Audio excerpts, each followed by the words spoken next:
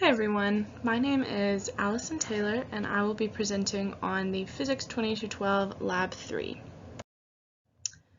So to get into the introduction and purpose of this lab, the purpose was to measure and then code the distance dependency of the magnetic field of a magnet both on and off axis.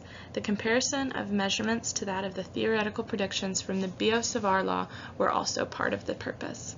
I've included the Biot-Savart law down below, as well as what a typical magnetic field line looks like.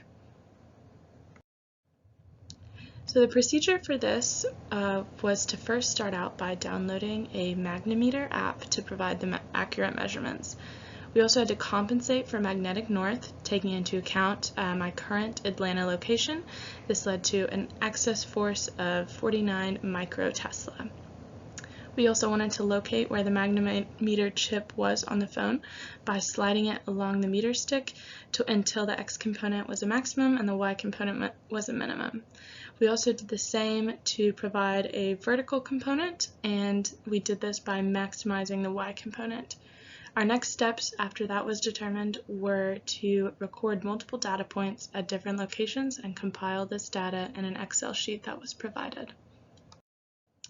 So here are the physics principles associated. As you can see, the X on the phone represents the chip location that should be determined. And as for the equations, as I said, the equation in green is the Biot-Savart law we used. The purple equation is the equation that is supposed to represent the magnitude of the magnetic field, where n is assumed to be -3, but we continue to calculate this experimentally. The yellow equation is the equation we use to calculate the value of k, which is used to find the mu value.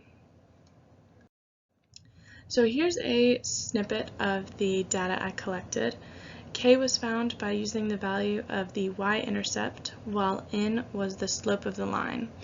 The off-axis field, as you can see in the box at the bottom, I took into account the Earth's magnetic field and subtracted it from what was recorded by the magnetometer. The correct value was then recorded in the by corrected column. The averages of this data will later be used to solve for the magnetic dipole in the GlowScript code I wrote. So here is a snippet of my GlowScript code. As you can see, I wrote a dipole B function in the bottom left, which helped to cycle through the different locations of data points rather than hard coding. I also, using the data measured from the magnetometer, I created 6 vectors that would represent the magnetic fields at those locations, as you can see in the screenshot on the right. So here is the model that was determined from GlowScript. The vectors, as you can see in cyan at the top, the vectors perpendicular are half the size of those on axis. The cyan arrows also represent the magnetic field calculated perpendicularly off axis, as I said, and the orange arrows point in the direction of the magnetic dipole moment.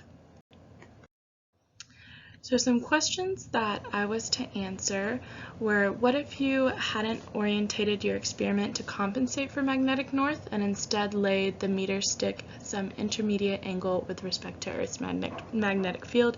How would your results have changed?